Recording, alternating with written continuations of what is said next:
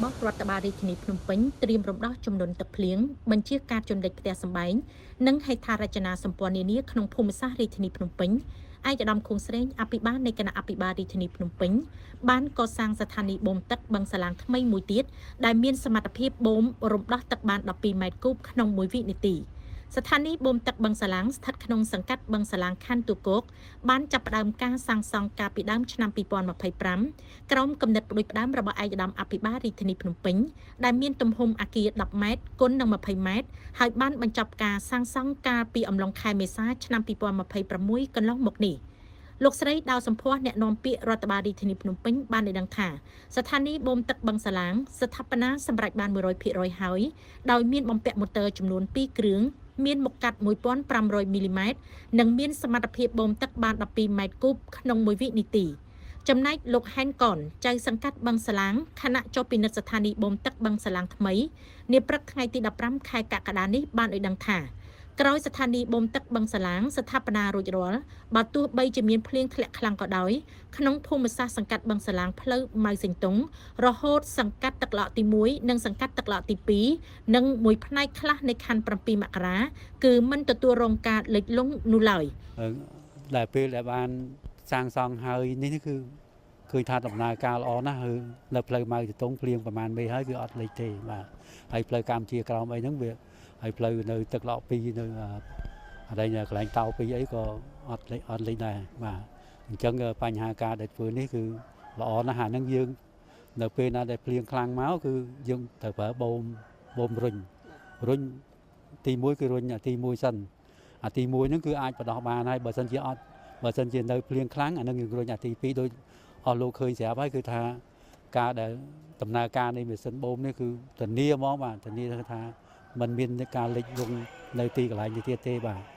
អាចលឿនណាស់បាទលឿនមែនតើដែលមានការធ្វើនេះគឺធ្វើចំគោលដៅហ្មងបាទហើយ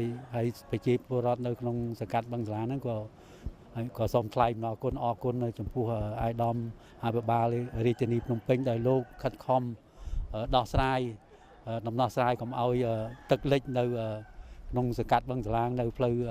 245នឹងបន្តទៀតបាទអញ្ចឹងគឺជោគជ័យហើយបាទដែលយើងធ្វើកន្លងមកនេះបាទហើយក៏សូមអរគុណណាស់ហើយក៏គោរពជូនពរឯកឧត្តមអភិបាលរាជធានីភ្នំពេញសូមឲ្យលោកមានសុខភាពល្អលោកមានកម្លាំងខ្លាំងក្លាបញ្ញាជាវ័យទទួលបាននៅពុទ្ធពរទាំង4ប្រការគឺអាយុវណ្ណៈសុខៈពលៈកំបីគ្លៀងគ្លាឡើយសូមគោរពអរគុណដោយឡែកលោកជាពិសីអភិបាលខណ្ឌទូគោកបានមានប្រសាសន៍ថាដើម្បីរំដោះចំនួនទឹកភ្លៀងចេញពីសង្កាត់ទាំង8នៃខណ្ឌទូគោកសង្កាត់មួយចំនួនទៀតរបស់ខណ្ឌ7មករានិងខណ្ឌបឹងកេងកងដោយមានការយកចិត្តទុកដាក់ពីឯកឧត្តមខួងស្រេងអភិបាលនៃគណៈអភិបាលរាជធានីភ្នំពេញបានកសាងស្ថានីយ៍បូមទឹកបឹងសាឡាងថ្មីមួយទៀតដែលមានសមត្ថភាពបូមរំដោះទឹកបាន12ម៉ែត្រគូបក្នុង1វិនាទីលោកអភិបាលក៏បានបន្តថាបន្លាយបឹងសាឡាងនេះឯកឧត្តមអភិបាលរាជធានីភ្នំពេញរដ្ឋបាលរាជធានីភ្នំពេញបានជួយនៅស្ថានីយ៍បូមបាទរលាបូមនោះដោយប្រើប្រាស់នៅម៉ូទ័រធំ1ម៉ែត្រកន្លះ2នេះគឺដើម្បីដោះទឹកចេញពីតំបន់ទូគោកយើងទាំងមូលគឺ8សកាត់បាទ8សកាត់ក្នុងខណ្ឌទូគោករួមទាំងសកាត់មួយចំនួនទៀតរបស់ខណ្ឌ7មករាហើយនិងបឹងកេងកងយើងដឹងហើយធ្លាប់ថា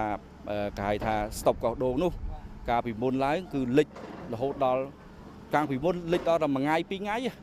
តែក្រោយការយកចិត្តទុកដាក់របស់ឯកឧត្តមបាលគឺយើងកាត់បន្ថយបន្តិចម្ដង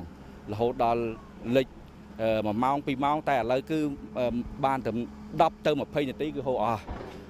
គឺឯកឧត្តមអភិបាលលោកបានបង្កើតនៅលូថ្មីមួយលូធំដើម្បីហូរពីផ្លូវ230ផ្លូវ245ហើយផ្លូវកោះដូងនោះទៅបន្លាយបឹងសាឡាងហើយបានអភិវឌ្ឍគេថាស្ថានីយ៍រលាបូមបន្ថែមទៀតបាទដើម្បីយកទៅបន្លាយស្ទឹងមានជ័យនេះគឺជាសមិទ្ធផលមួយរបស់រាជរដ្ឋាភិបាលកម្ពុជាដែលដឹកនាំដោយសម្ដេចមហាវរធិបតី